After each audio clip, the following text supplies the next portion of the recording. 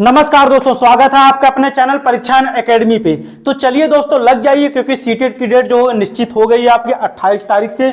जिन बच्चों का पेपर है उनका एडमिट कार्ड डाउनलोड होने जा रहा है, होने वाला है। ठीक है, इसी क्रम में क्या हो जाए, एकदम कमर कस लीजिए, लग जाइए, क्योंकि अब सीटेट की डेट भी आ गई। आप लोग एकदम कमर कस के लीजिए, जी जान लगा के अपनी तैयारी दोगुनी कर दीजिए, क्योंकि दोस्तों इस बार हम जितने भी बच्चे हमारे हैं सभी को क्वालिफाई करना ही है सीटेट। ठीक है, इसी क्रम में हम एक उत्साह, नई ऊर्जा के साथ, नई मोटिवेशनल स्पीच के साथ चलते आगे बढ़ते हैं। क्या दिया गया? कुछ पाने के लिए कुछ खोना नहीं, कुछ पाने के लिए दोस्तों कुछ खोना नहीं, कुछ करना पड़ता है। इस चीज को आप अच्छी तरह से जानते भी होंगे। ठीक है, इसलिए क्या करना है हमको मेहनत दोगुनी करनी है, क्योंकि परीक्षा की तिथि जो हमारी है वो निश्चित हो गई है। तो दोस्तों कुछ पाने के लिए कुछ खोना नहीं, कुछ करके दिखाना पड़ता है, कुछ करना पड़ता है। इसी क्रम में चलिए, इसी उत्साह के साथ हम लोग क्या करेंगे, आगे बढ़ेंगे। क्या चीजें हमको देखनी है, क्योंकि बहुत इंपॉर्टेंट टॉपिक आज हम लोग पढ़ेंगे। तो चलिए आगे बढ़ते हैं,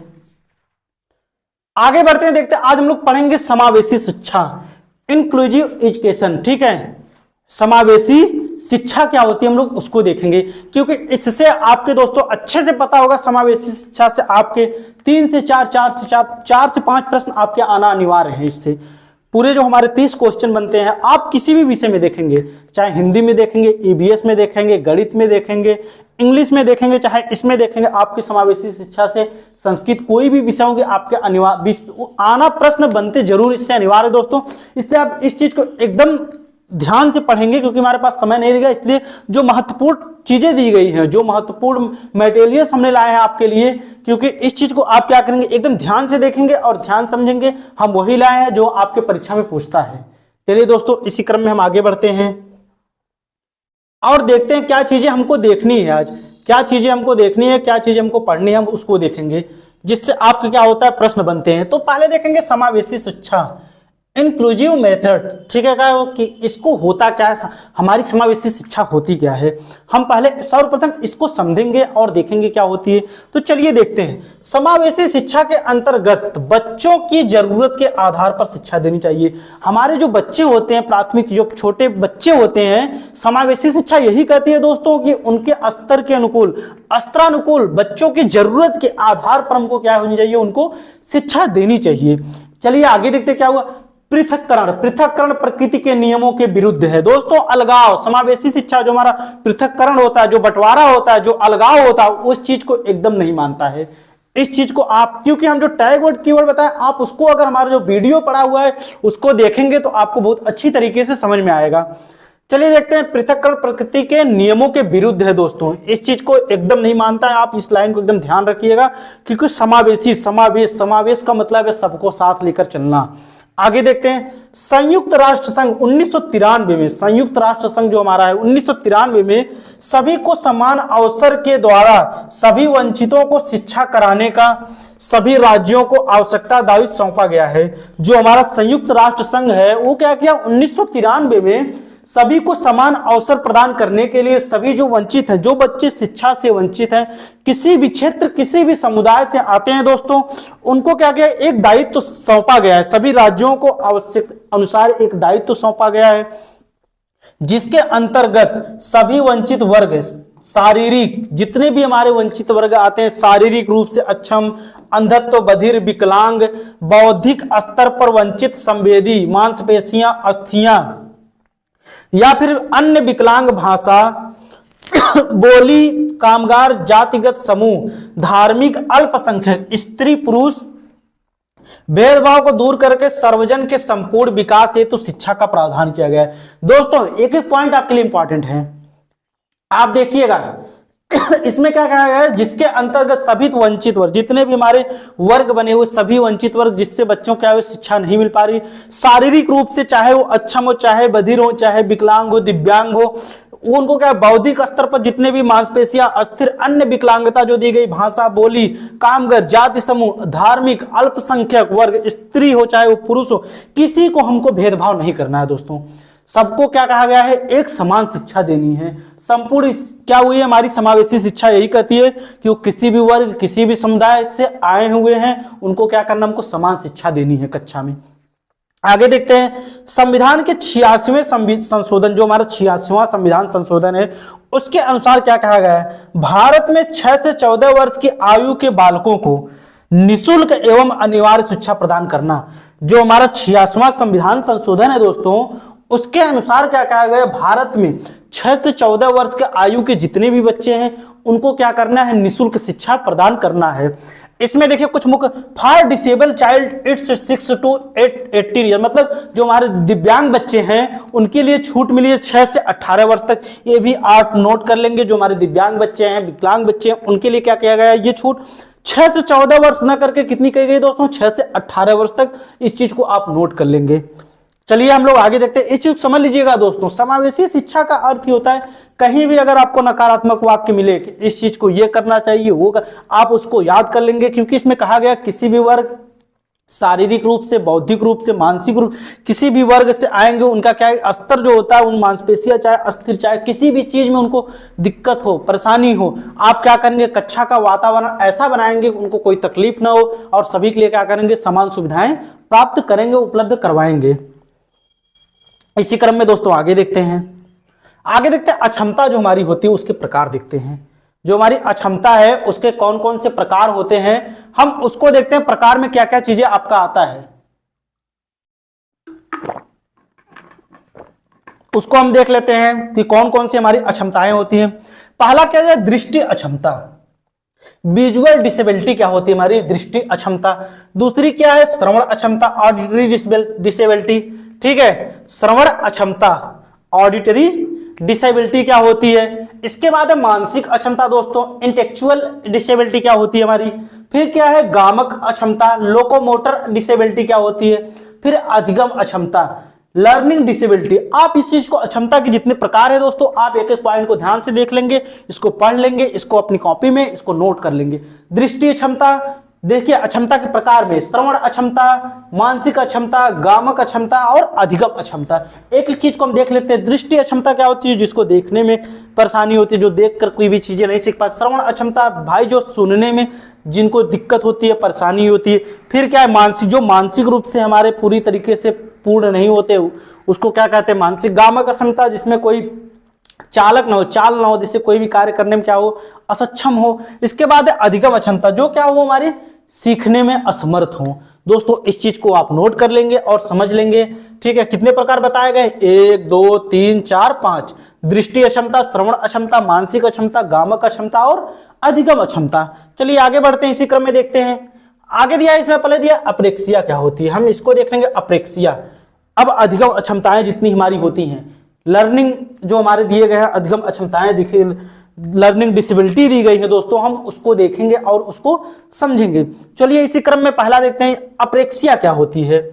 इसमें दिया गया यह एक ऐसा शारीरिक विकार है जिसके कारण व्यक्ति मांसपेशियों के संचालन से संबद्ध सूक्ष्म गति कौशल, जैसे क्या होता है, उसको लिखने, चलने, टहलने, बोलने में निपुण नहीं होते हैं।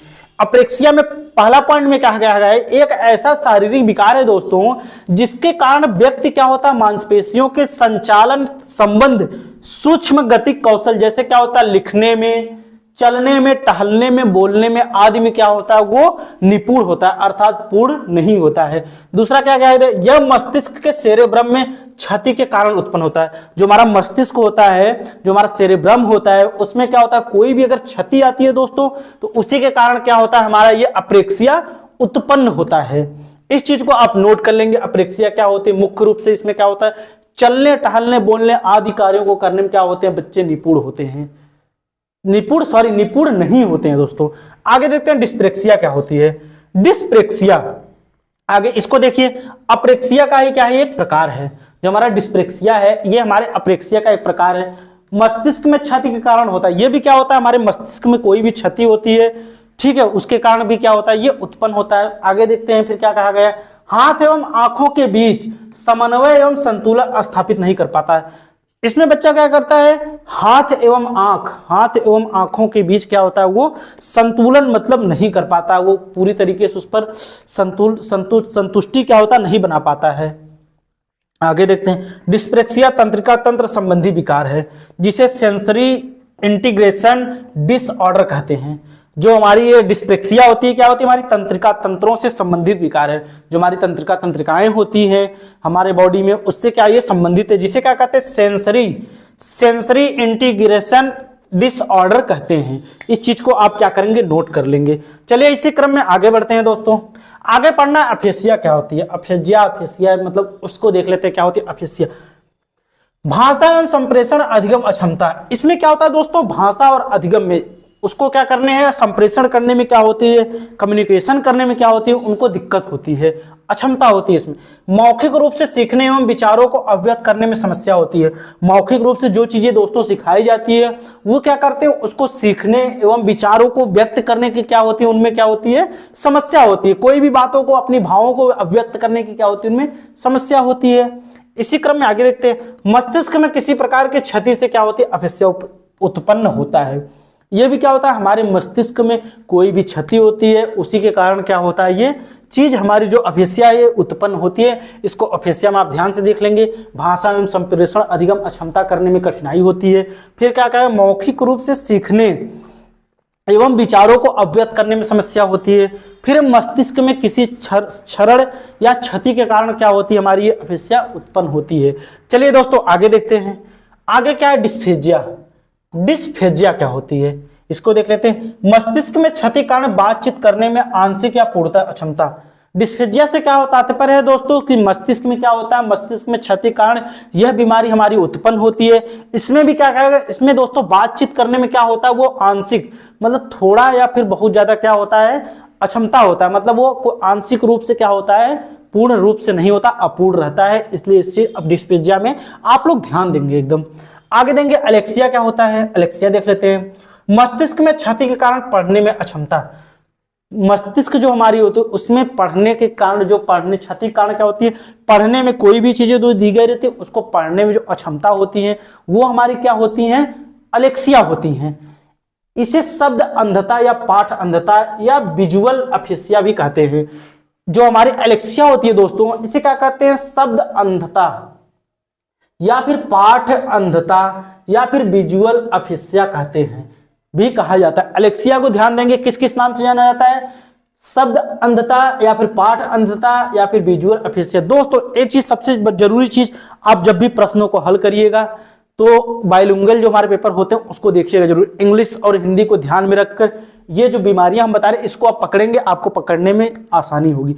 क्योंकि दोस्तों ऐसे प्रश्न बनते हैं कि कुछ मतलब हिंदी तो कुछ और अर्थ होता है उनका, इंग्लिश जो होता है कुछ और होता है। इसलिए आप देखेंगे इंग्लिश और हिंदी दोनों को करके अगर देखेंगे तो उसमें आपको पकड़ने में इस चीज को आसानी होगी कि एलेक्सिया को और किस नाम से जानते हैं। जैसे दे दिया शब्द अंधता, पाठ अंधता, विजुअल अफेसिया अगर दे दिया तो आप इस चीज को किससे, एलेक्सिया से पकड़ लेंगे दोस्तों। चलिए क्या होती है, यह अर्जित डिस्लेक्सिया है। यह क्या होती है, अर्जित डिस्लेक्सिया है। एलेक्सिया के कारण अफेसिया एवं डिस्ग्राफिया जैसी अधिगम अक्षमता होना भी संभव है। जो हमारी एलेक्सिया होती है इसके कारण क्या क्या चीजें उत्पन्न होती है हमारे शरीर, अफेसिया और डिस्ग्राफिया जैसी अधिगम अक्षमता का होना क्या है, भी संभव है। आगे देखते हैं, किंतु प्रत्येक स्थिति में संभव नहीं है। ये चीजें जो बताई गई हैं कि हमारी जो होती है डिस्ग्राफिया और अफेसिया अक्षमता होना संभव, लेकिन किंतु प्रत्येक स्थिति में क्या होंगी, ये संभव नहीं है। इस चीज को आप नोट कर लीजिएगा। चलिए आगे देखते हैं दोस्तों। आगे दिया कि डिस्ग्राफिया, वेरी इंपॉर्टेंट। ये सब चीजें आपको देखने को मिलेंगी दोस्तों, जो पूछा जाता है उसको देख लीजिएगा। क्योंकि सीटेट अब पेपर का लेवल हाई कर दिया है दोस्तों, पहले जैसा प्रश्न अब वो नहीं बनाता है। उसमें भी अब प्रश्न आपको प्रश्न करवाए जाएंगे। जितने चीजें आपको पढ़ाई जा रही है एक टॉपिक आपको प्रश्न जल्द से जल्द आपके सामने प्रस्तुत किए जाएंगे, दिए जाएंगे आपको। क्योंकि आप भी कमर कस लीजिए दोस्तों, पेपर की तिथि क्या हुई, निश्चित हो गई है। इसी क्रम में आगे देखते हैं डिस्ग्राफिया। इससे आप देखे होंगे अधिकतर बार प्रश्न बनते हैं। डिस्ग्राफिया होता क्या है, लिखने संबंधी अक्षमता। लिखने संबंधी अक्षमताएं जो होती है उसको हम क्या कहते हैं, डिस्ग्राफिया कहते हैं। इसमें क्या करता है, बच्चा ठीक से नहीं लिख पाता है। हाथ, हथेली या अंगुलियां संबंधी गड़बड़ियां रहती है। हमारे हाथ की और हथेली की अंगुलियों में क्या होता है, कोई न कोई गड़बड़ी रहती है। इसलिए क्या होती है, लिखावट उनकी सही नहीं बन पाती, उनको दिक्कत होती है। मस्तिष्क संबंधी कुछ गड़बड़ियां रहती है। और क्या होता है, मस्तिष्क में भी क्या होता है, हमारे कुछ ना कुछ दोस्तों गड़बड़ियां रहती हैं। डिस्ग्राफिया ये हमारी कहलाती है लिखने संबंधी अक्षमता। सबसे मुख्य पॉइंट क्या होती है, इस चीज को आप याद कर लीजिएगा, लिखने संबंधित अक्षमता। ठीक है। क्योंकि ग्राफ दिया गया दोस्तों, कोई भी चीज होता है हम उसको क्या करते हैं, ग्राफ पेपर पर भी क्या करते हैं, लिखते हैं, उसको बनाते। इस चीज से आप क्या करिएगा, एकदम डिस्ग्राफिया को याद कर लीजिए। ग्राफ पेपर पे कोई भी चीज क्या करते हैं, हम लिखते हैं। इस तरीके से आप भूलेंगे नहीं। लिखने संबंधी जब भी अक्षमता दी रहेगी तो आप क्या करेंगे, डिस्ग्राफिया लगाएंगे। आगे बढ़ते हैं, आगे देखते हैं डिस्कैलकुलिया। ये भी वेरी इंपॉर्टेंट है। ये भी क्या है, इंपॉर्टेंट है आपकी डिस्कैलकुलिया, क्योंकि ये भी परीक्षा में पूछी गई है। इसको देख लेते हैं। डिस्कैलकुलिया होती क्या है दोस्तों, गणित अंगणित समझने में कठिनाई होती है। ठीक है, वेरी इंपॉर्टेंट है। गणित संबंधी अंगणित संबंधी जब भी अक्षमता समस्याएं पूछेगा तो आप किसको लगाएंगे, डिस्कैलकुलिया को लगाएंगे दोस्तों। इसे न्यूमलेक्सिया भी कहते हैं। क्या कहते हैं इसे, न्यूमलेक्सिया। न्यूमलेक्सिया किसे कहते हैं, डिस्कैलकुलिया का नया नाम क्या है, न्यूमलेक्सिया है। इसमें क्या होता है, ग्राफिकल, लेक्सिकल और वर्बल आदि चीजें क्या होती है इसमें मस्तिष्क संबंधी कुछ गड़बड़ियां भी पाई जाती हैं। ठीक है, ग्राफिकल, लेक्सिकल, वर्बल और क्या होती है, मस्तिष्क संबंधी कुछ क्या होती हैं, गड़बड़ियां पाई जाती है। आप इस चीज को नोट कर लीजिए। डिस्कैलकुलिया कहेगा तो आप तुरंत उसको क्या लगाएंगे, गणित संबंधी। गणित संबंधी क्या होती है, वो उसमें समस्याएं उत्पन्न होती हैं। इस चीज को आप क्या करेंगे दोस्तों, नोट कर लीजिएंगे। और डिस्ग्राफिया कहेगी तो क्या करेंगे, लिखने संबंधी अक्षमता। चलिए इसी क्रम में आगे बढ़ते हैं। आगे डिस्थीमिया। डिस्थीमिया क्या होती है दोस्तों, इसको देखते हैं। गंभीर तनाव की अवस्था, यही लाइन, सेम लाइन यही पूछता है। गंभीर तनाव की अवस्था किसे कहते हैं, तो क्या होती है, हमारी डिस्थीमिया होती है। व्यक्ति की मन स्थिति हमेशा निम्न होती है। जो व्यक्ति की मन स्थिति होती है, सोचने समझने की, तर्क करने की जो स्थिति होती है, वो क्या होती है, हमेशा एक जैसी नहीं होती, वो निम्न होती है।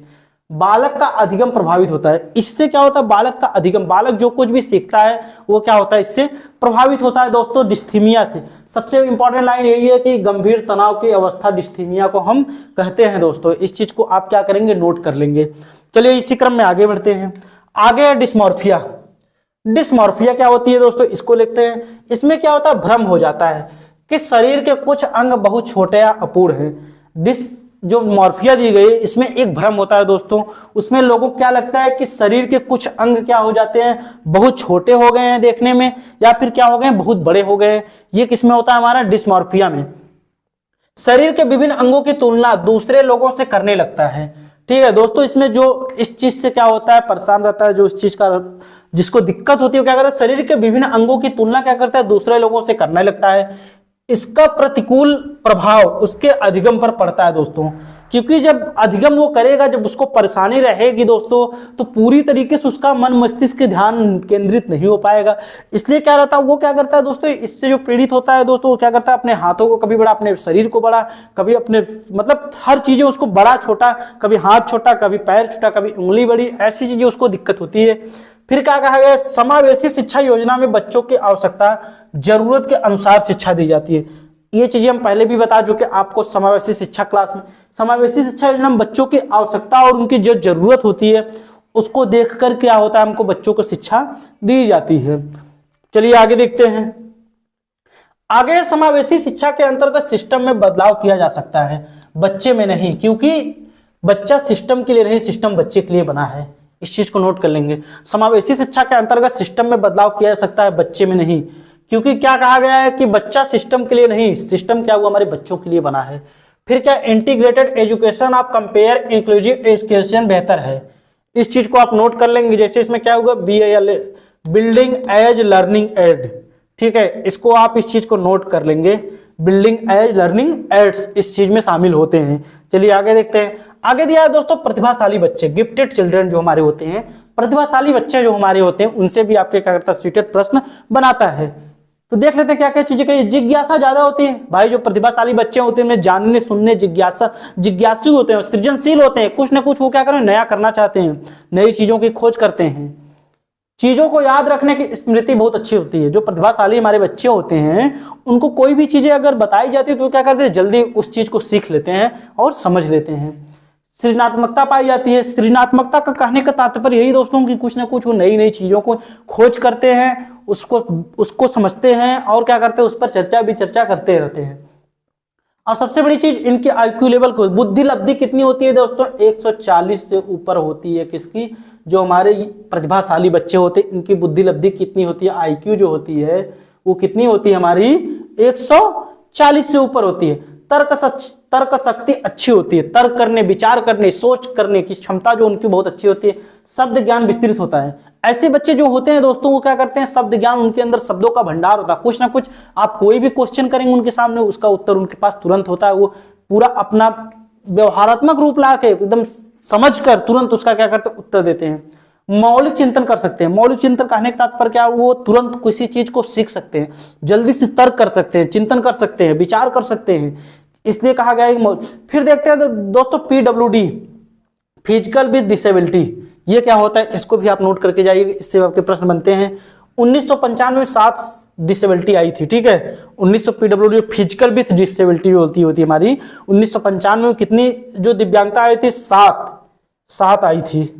आगे देखते हैं RPWD, ये क्या होता है, right to person with disability, इसको लेते हैं 2016 में। यह PWD 1995 में को क्या कहीं रिवाइज किया गया था, जो 2016 में था, 1995 में क्या इसको रिवाइज किया गया था। इसमें 21 डिसेबिलिटी को शामिल किया गया था, जो हमारी दिव्यांगताएं होती हैं, 21 दिव्यांगताएं होती हैं, उसको शामिल किया गया था।